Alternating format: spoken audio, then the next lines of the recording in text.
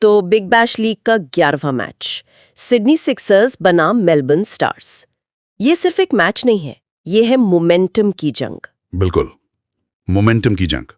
एक तरफ है सिक्सर्स की, आप कह सकती हैं, कंसिस्टेंसी और कंट्रोल, और दूसरी तरफ स्टार्स की पावर और थोड़ी सी अनप्रेडिक्टेबिलिटी। तो सिडनी क्रिकेट ग्राउंड पर आज सीधा सवाल है, कंट्रोल जीतेगा या केओस? और ये सवाल इसलिए दिलचस्प है क्योंकि ये दो बिल्कुल अलग क्रिकेट फिलॉसफी की टक्कर है।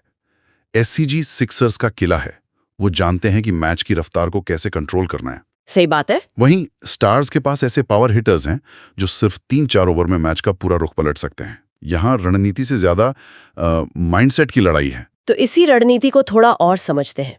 सिक्सर्स को अक्सर एक सिस्टम टीम कहा जाता है।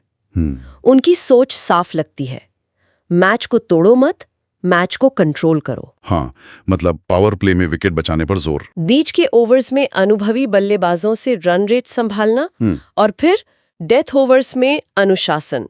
शॉन एबट और बेन ड्वार्शुइज जैसे गेंदबाजों के साथ। लेकिन क्या टी20 क्रिकेट में ये स्टाइल कभी-कभी बहुत ज्यादा सेफ नहीं हो जाता?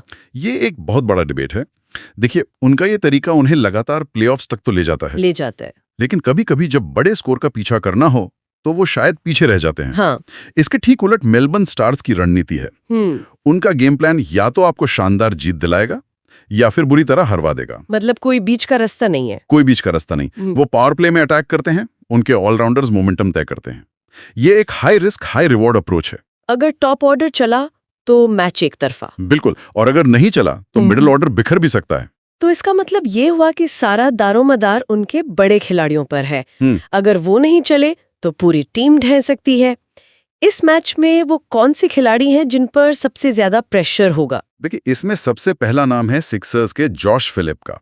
अगर वो पहले 10 ओवर टिक गए तो वो सिक्सर्स के लिए एक ऐसी नींव रख देंगे जिस पर 170-180 का स्कोर बनाना आसान हो जाता है। और स्टार्स की तरफ से? स्टार्स के लिए मार्कस स्टोइनिस। पावर प्ले में उनका डोमिनेट करना बहुत जरूरी है। अगर वो चल गए तो सिक्सर्स का पूरा गेम प्लान बिगड़ जाएगा। सही। लेकिन मेरे लिए जो सबसे दिलचस्प बैटल होगी वो है ग्लेन मैक्सवेल बनाम स्टीव ओकीफ। अच्छा। सब मैक्सवेल की पावर की बात करते हैं, पर बीबीएल में लेफ्ट आर्म स्पिन के खिलाफ उनका स्ट्राइक रेट करीब 25% गिर जाता है। ओह, ये तो बहुत बड़ा अंतर है। बहुत बड़ा। ये सिर्फ एक मैचअप नहीं है, ये स्टार्स की सबसे बड़ी ताकत की सबसे बड़ी कमजोरी है, और सिक्सर्स के पास उसे भुनाने के लिए एकदम सही गेंदबाज है। एससीजी की पिच मुझे हमेशा कंफ्यूज करती है। शुरू में बल्लेबाजों के लिए अच्छी होती है, पर दूसरी पारी तक स्पिनर्स का जादू चलने लगता है। इस मैच में पिच का असली रंग क्या देखने को मिल सकता है? यहाँ टॉस जीतना जीत की गारंटी नहीं है, ये तो पक्का है।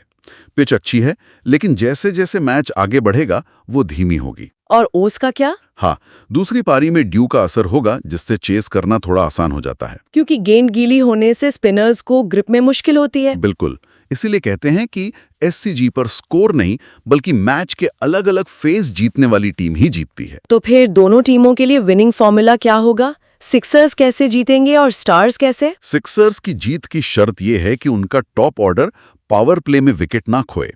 अगर उन्होंने पहले 6 ओवर में बिना विकेट खोए 40-45 रन बना लिए तो मैच पर उनका कंट्रोल होगा। और अगर वो फेल हुए तो फिर जॉर्डन सिल्क और मोइसेस हेंड्रिक्स जैसे खिलाड़ियों पर पारी संभालने का बहुत ज्यादा दबाव आ जाएगा। और स्टार्स की जीत इस पर निर्भर करेगी कि क्या स्टोनिस और मैक्सवेल जैसे उनके प्रमुख खिलाड़ी कम से कम 30-35 गेंदें खेलकर मैच पर एक बड़ा असर डाल पाते हैं। कागज पर देखें तो स्टार्स की टीम ज्यादा शक्तिशाली दिखती है, लेकिन घरेलू मैदान का फायदा और दबाव में शांत रहने का अनुभव वो सिक्सर्स को थोड़ा सा आगे रखता है। तो आज के इस भिड़ंत के बाद सोचने वाली बात यह है कि क्या एक अनुशासित सिस्टम एक विस्फोटक लेकिन थोड़ी अस्थिर टीम के सामने टिक पाएगा, या फिर स्टार्स का केओस सिक्सर्स के कंट्रोल पर भारी पड़ेगा।